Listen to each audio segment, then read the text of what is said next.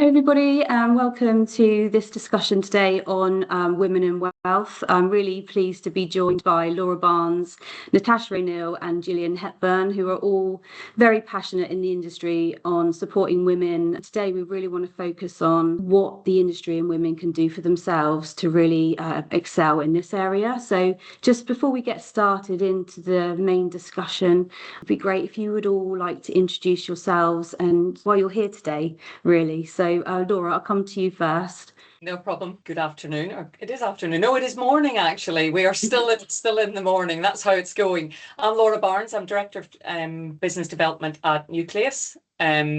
The reason I am here is I have a huge passion around creating female role models in the financial services industry, making sure that we increase the number of female advisors coming into the industry, which ultimately will help the amount of female individuals that actually take advice and seek to take advice. Everyone's looking for those common experiences, those shared experiences. And I think there's a language that we need to think about slightly differently. But again, it's just about making sure that we've got confidence. Financial well-being starts with confidence, not wealth.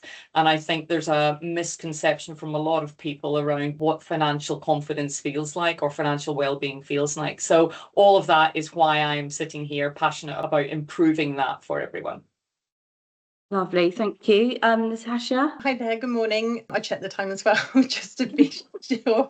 I'm a chartered independent financial advisor, almost 20 years experience in the industry, ultimately with my job helping clients navigate their complex financial decisions, but with confidence, trying to help empower people through financial education. So whether that's doing TASH talks within the company, which is like TED Talks, but more focused around financial education, especially with women who can face financial challenges, and sometimes it's just where to start. So I'm very passionate about sort of making financial advice accessible, building confidence around money, and encouraging women to take an active role in shaping their financial future. Purely because financial independence for women is rarely just about money. It's about confidence, it's about knowledge, opportunity, relationships, and having a seat at that decision-making table. And financial independence isn't just about wealthy for the sake of being wealthy. It's about creating that choice and options and security and freedom. So the key point is money gives you choice, and it's the ability to make those life decisions because you want to, not because your finances force you or limit you to do so. Love helping people with meeting their personal and financial objectives, whether it's short term or long term, and with those changing life events as well for them. Brilliant, thank you. And Gillian? Hi, and firstly, thanks very much for having me on this podcast. I guess the benefit of being last, isn't it, is that you could just say you agree with Laura and Natasha, which is great. But it's very similar thoughts in terms of I talk a lot in the industry about how the future to a certain extent is female. If you look at the rising number of women who are really responsible for their own finances.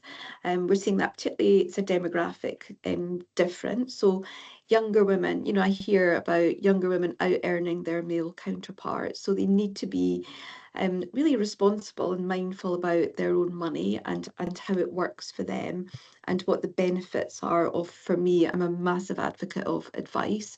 So at what point in your journey with money will you start to think about advice? But also I talk a lot about widows and this whole wealth transfer to typically female partners in the baby boomer generation. I'm always generalizing, but and they're a great example of how women often suddenly become the owners of money.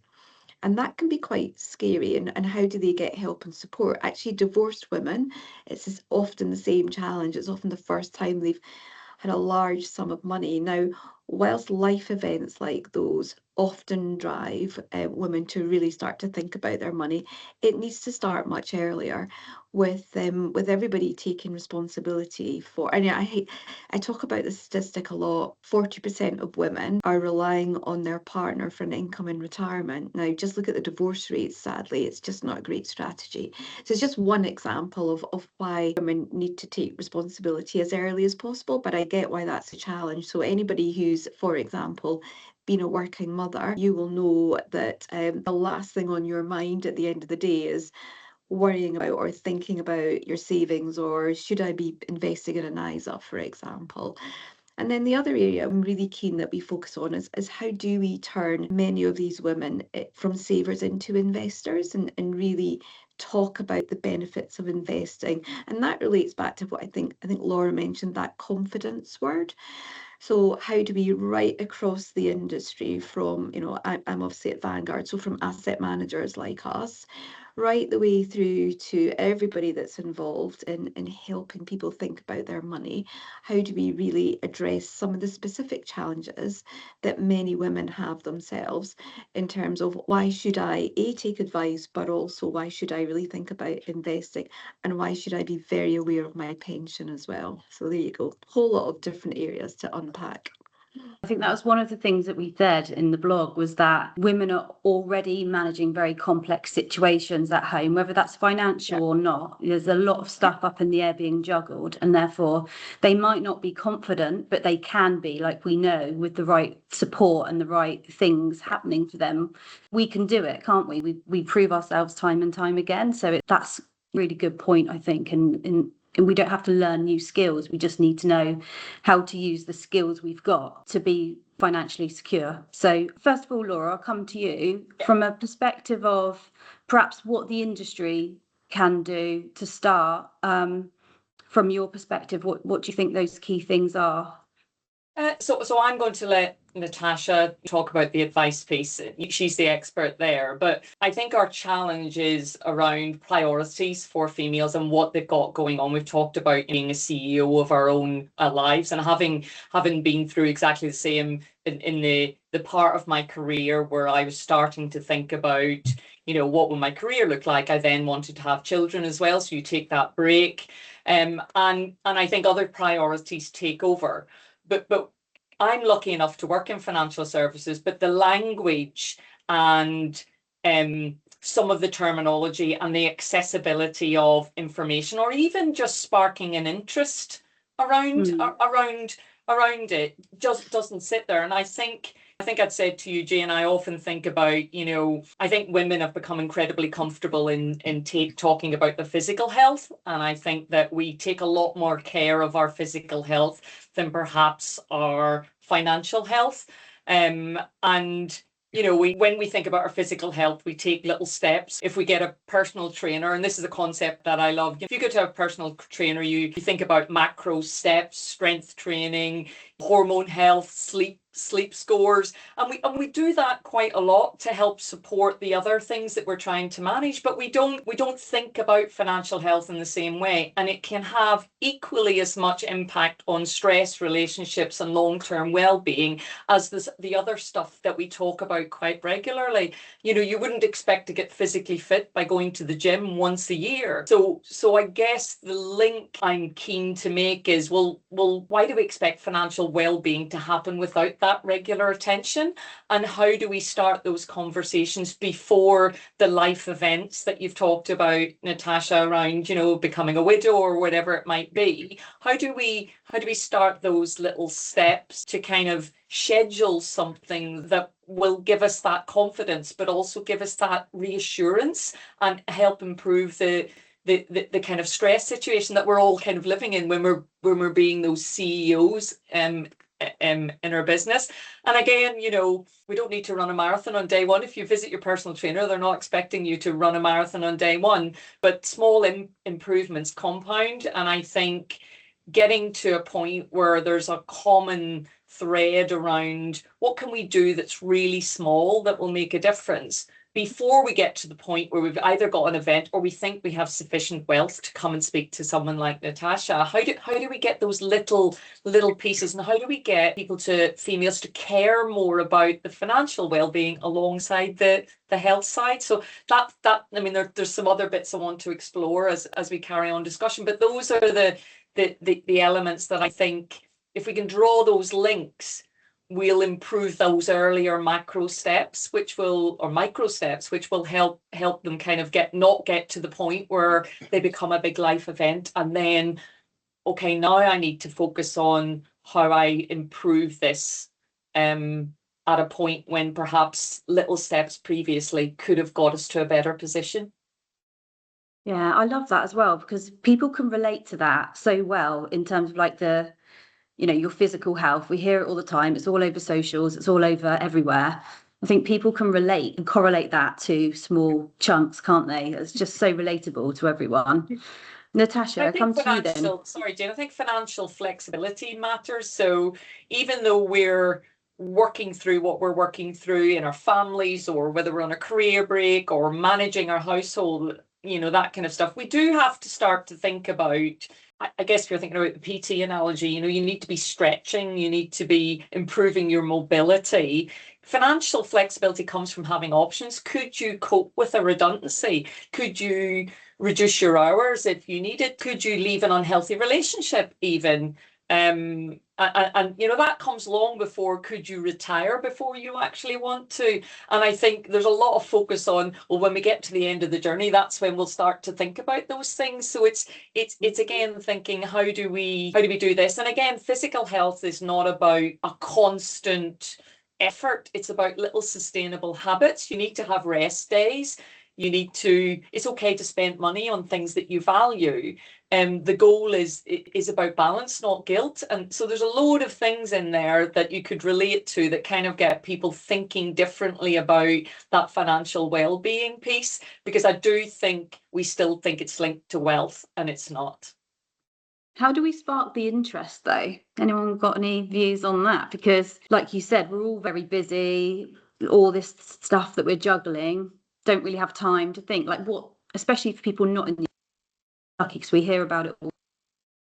But how do we spark the interest? I can pick that up if you want.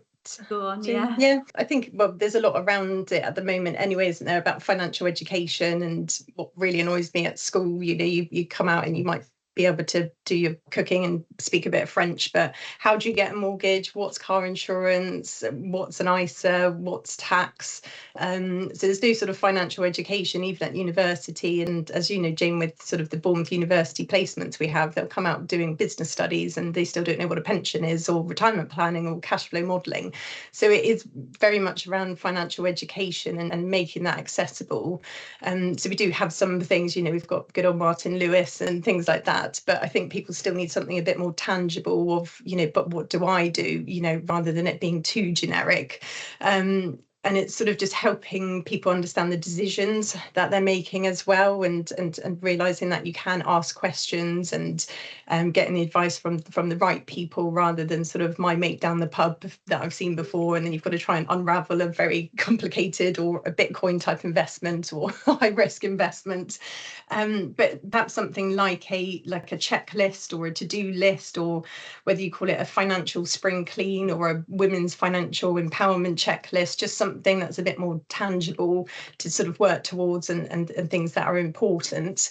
And sort of just selling that purpose rather than a product, rather than sort of trying to sell investment products and lead with performance and tax wrappers and asset allocation, which doesn't mean a lot to a lot of people. But asking the questions, so like I think Gillian mentioned about the what ifs, well, what if you lost your job? What if your partner dies? What if you got divorced?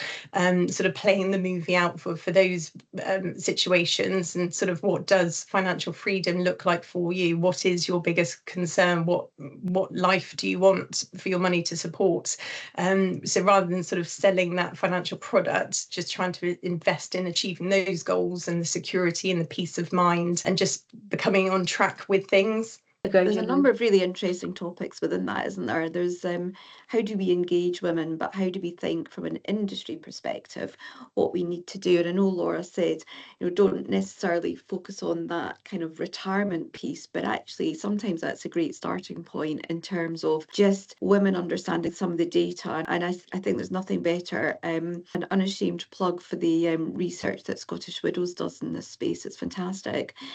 But things like, Laura mentioned career breaks. Around 50% of women take a career break, compared to only about a fifth of men. And it's not always a career break for younger children. Many of us who are classic sandwich generation have parents as well that we need to take time off to support. But interestingly, by the by the time we reach age 55, 1 in 5 will have spent more than 5 years roughly out of the workforce.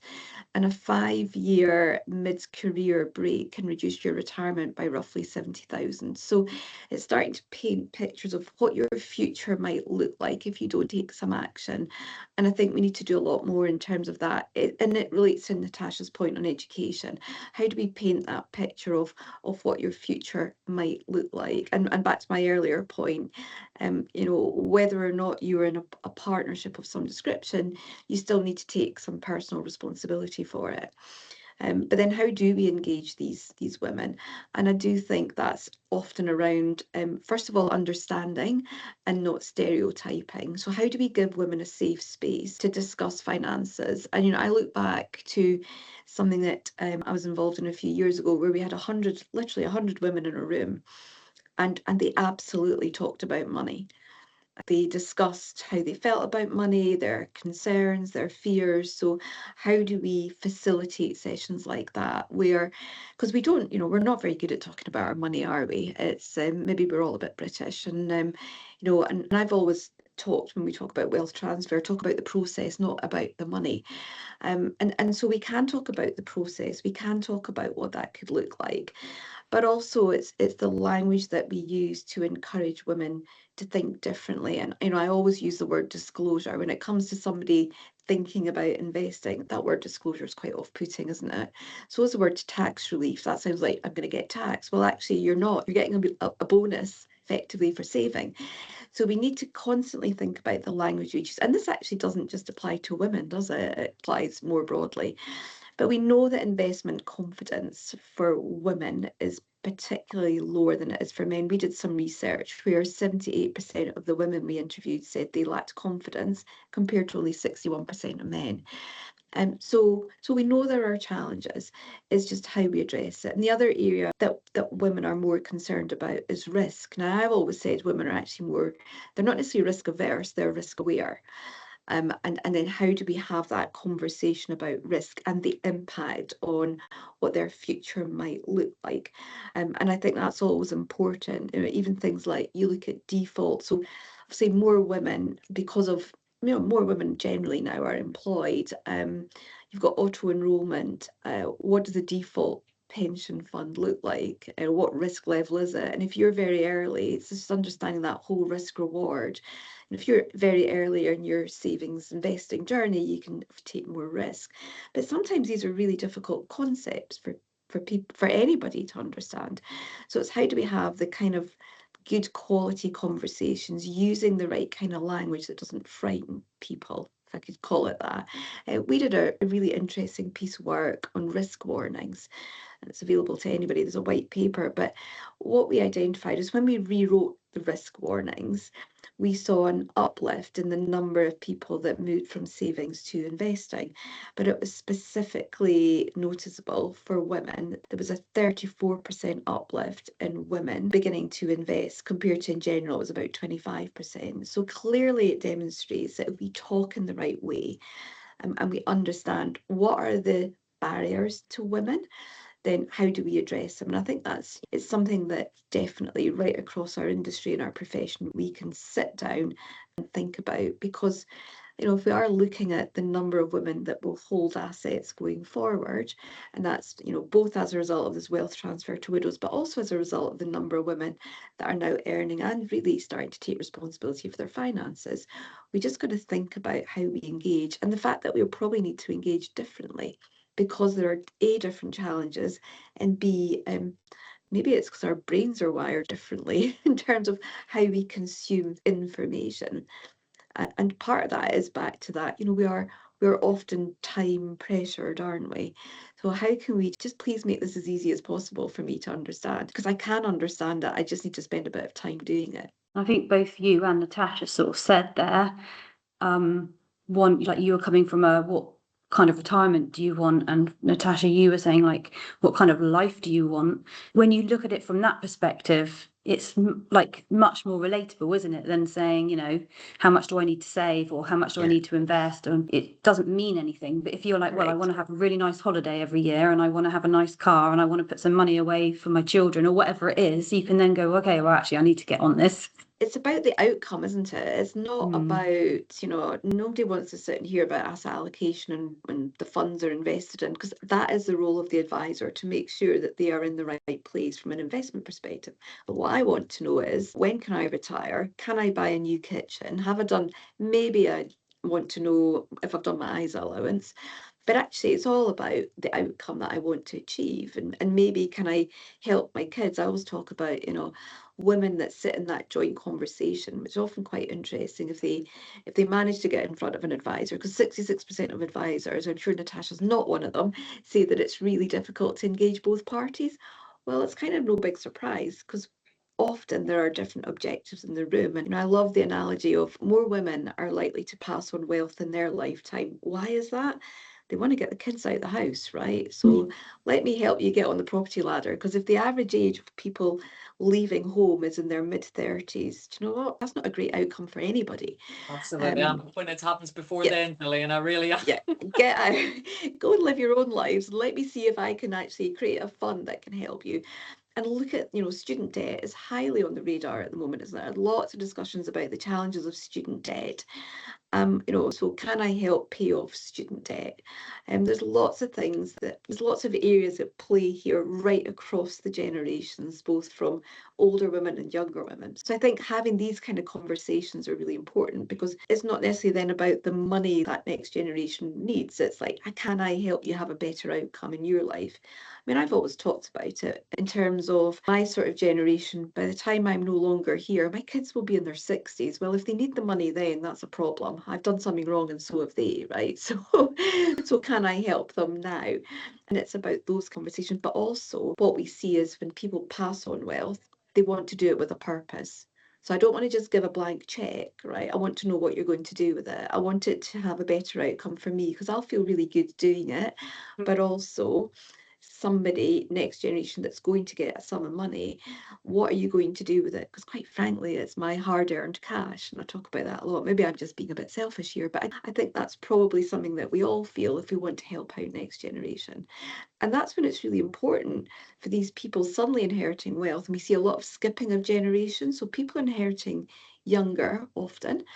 And I won't get into the pension situation, but that is absolutely turbocharging some of the discussions on passing wealth on earlier than it was perhaps planned. So what are these people going to do with some of that money? It might be paying off mortgages and debt, but can some of that go into their future outcome, and how do we engage? When we were just sort of chatting before this, Laura, you were talking about mentoring people and how you feel when you see them flying after, you might have spoken to them at the start and they're like not very confident and stuff, and then you see them flying and you're like, you get rewarded for that. And that's the same, isn't it? Like what you were saying, Gillian, and when you pass on some money, if you can see that then helps your children take another step up, or they buy their house, or they're happy, you get that buzz, don't you? Because it's a lovely feeling that you've helped someone. It's a values piece, I think. And totally. So, I think as females, we think about our values. And then, when I think about my financial values, they are very much linked to, yes, what does my financial security mean to me? What am I working towards? And, stuff Gillian's talking about is totally what I'm thinking. I want my boys to now be in a position where they can purchase their first property. It's of no use to them when I have passed. I want to set them up and set them on their path. And I think that the questions women ask themselves, and we need to relate them to the financial part, is what choices do I want money to give me? Because I think when the spending or saving reflects your values, financial decisions become much easier, once you kind of sit down. And I think that's true of anything. So I always talk about understanding your values, whether that's understanding where, when you find yourself in an uncomfortable situation, why it's uncomfortable. It's generally because your values are conflicting somewhere. And again, understanding those values and aligning them to your financials will really help make that path easier, and then help us be confident to go, actually, I do need some advice for this because I understand what my goals are.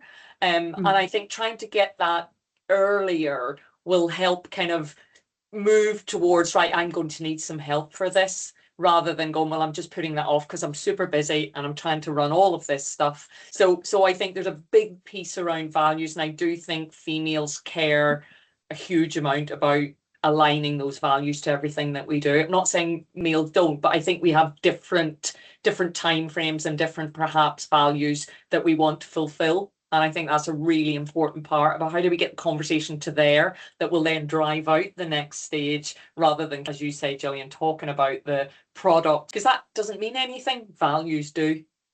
Natasha, you must see this in your role time and time again.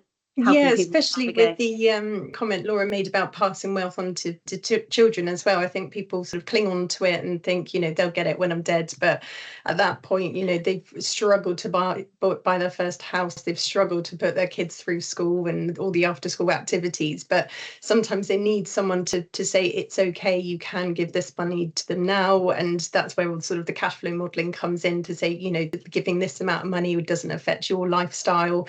And it's sort of playing that movie out and seeing, but how would you feel? They really want that house. They can't buy that house. And how would you feel them getting it? How would you feel about going around for their moving in party? As you think, oh, I feel really good. And then it actually gives them that sense of satisfaction. But equally, some people need someone else to say, it's okay, you can do it. Or even doing something really fun and saying, well, you go to Australia every year. Why don't you fly first class? And some people say, well, it doesn't get you there any quicker. And you think, no, but why don't you? And they well, think, I'll really enjoy it. Feel fun. And they think, I can't afford it. And you do all the figures and everything. You say, I promise you can. They'll give me a call after and say, that was brilliant. I'm going to do that every year now. And some people need a nudge to say it's okay to do it. Or even retiring. People think, oh, I can't retire for 10 years. And then plug in some figures and think, okay, right, we either work hard now to make it easy later, or we have it easy now to make it harder later. So we either sort of work quite hard and bring that retirement age forward, or the wonderful thing is sometimes plugging in the figures and saying, you can hand your notice in now, let's do it. And you think, no, it's 10 years, it's 10 years, I can't do it now. You think, I promise you can do it. So that's, what gives you a lot of satisfaction. It's interesting, actually, Natasha. We've got some research coming over from the US. It's in progress at the moment, but some early indications. We've looked at things like increased confidence levels that women have when they actually use an advisor. And I think it's so important to get some of those messages across that using an advisor can make a significant difference to the outcome that you're trying to achieve. So hopefully at some point when we have that finalized, we can share. But there's some great stuff, because I don't think the US is that different, is it, to the UK in terms of managing and working with women. So and the other one it supports is attitudes towards the gender of their advisor. Now, it's great to see a female advisor on this podcast, but we just know that there's not enough Natashas around, right? And if that was the answer, then we would have a big problem. Hopefully, we're seeing a rise of female advisors. But generally, previous research has often showed us that these women don't necessarily care as long as their advisor understands them, understands their objectives, understands that actually their needs and requirements are often different. Back to that, they're more likely to want to pass on wealth in their lifetime. But I talked a lot about care in the past. Women outnumber men by 3 to 1 in care homes. And anybody who's ever been in a care home will see that it's full of little old ladies, not little old men. And that's something that, we do have to think about. We live longer and typically in poorer health. That's back to that whole conundrum of, can I afford to give money away because I might need it later? And that, again, is another great reason why you need to take advice. What might widowhood look like for you? Don't make certain assumptions. I think it's just so important that we consider right the way through that kind of age demographic in terms of the impact of this. I think there's a piece for me around investing in yourself. Your earnings potential is one of your biggest financial assets that you can have. And I think a lot of females that I talk to give themselves these self-capping messages around progressing their career, or particularly if they perhaps have stepped aside for a little bit, coming back in. Again, it comes back to this confidence piece. But I think as well, alongside that financial well-being, we should think about making sure that people feel confident to continue to develop skills, that we're brave enough to ask for promotions, that we're brave enough to negotiate a salary, but also to build your network. And network is a huge part of how you grow opportunity for yourself, despite the fact that none of us naturally, somebody said to me recently, well, you make it look effortless. It's not easy to just go out and stand in a room and speak to people that you don't know, but actually once you do it once, it does get easier. So I think building your network can often deliver greater returns than any investment product. And I'm not saying that it's instead of, but I think financial well-being definitely includes career well-being, and thinking about it as part of that journey rather than a separate piece, and just being really confident enough to kind of recognize your skills and ask for more, because that ultimately then will again reach the values and get you to the goals that you want to achieve. And I don't think generally all of us are good at doing that piece. Yeah, I would agree. We make the time excuse, don't we? Often. I don't have time to do it. And obviously, within our industry, there's loads of opportunities for young women now to network. And I've been involved in a few of them over the many years. But also, don't be afraid to ask somebody to mentor you. But I've always said, don't just message me on LinkedIn, as an example, say, can I have a coffee, right? Message me on LinkedIn and say, I see that you are involved in X, Y, or Z, or this is where I think I need some help. Can we have a coffee? So do it with a purpose. And I'm sure there must be networks as well in other industries. I mean, obviously we are all involved in financial services, so we know what's available. But it must be more broadly, there must be other networks available to people. And often that's where you really do find somebody that you can have a great conversation with, because sometimes we are our own worst enemy. We talk about this, but you see so many women in our industry that are still thinking about their own finances and understanding their pension. And it's all very well us talking about it, but are we practicing what we preach is often a challenge as well, right? Sorry, Natasha. Absolutely. Yeah, I think it's just that financial education piece, but also, Jayne, you'll know about this with Simplify when you did the advice and guidance boundary review, because, what's guidance and what's advice. But I think financial planning is ultimately just sort of being in control, isn't it, rather than money controlling you. And I really think it's just a case of we don't know what we don't know. So there's no wasted meeting at all. It's always good to have a chat, even if it's just no further action. But here's some homework I think you should do. Do your will, do your power of attorney, do an expression of wish on your pension. Are you a high rate taxpayer? Claim some extra tax relief from your pensions or gift aid, state pensions, if you're on track or not. It's an easy login.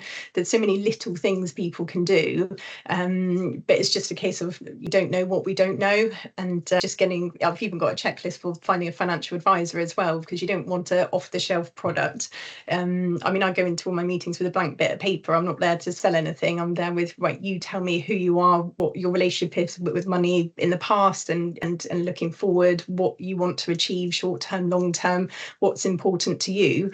It's not about what's important to me, it's what's important to the individual, which is different to everyone, which is why it's such a rewarding job, because everyone's got their own goals and aspirations, and ultimately sort of, where are you now, where do you want to get to, and how do I get there? And that's ultimately financial planning, rather than seeing someone and just sort of being shoved into something and sort of saying, let's see how it goes. You want to see, well, how will that look like in 5 years, 10 years, 20 years?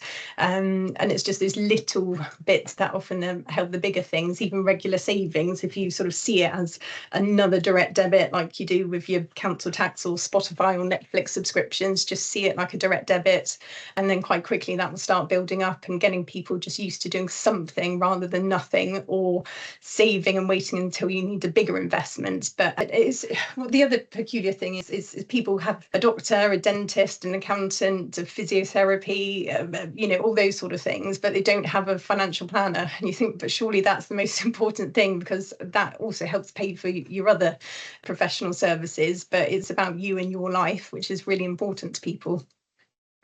I feel like we could have just chatted all afternoon, but I just want to thank you all so much for the conversation today. I think we've covered absolutely loads, and I think anyone listening, there's lots of practical tips to sort of take away and hopefully learn from some of the experiences that we've spoken about. So thank you all again for joining me for this discussion, and I feel like there might be a follow-up one day to keep the conversation going, as we're all trying to do.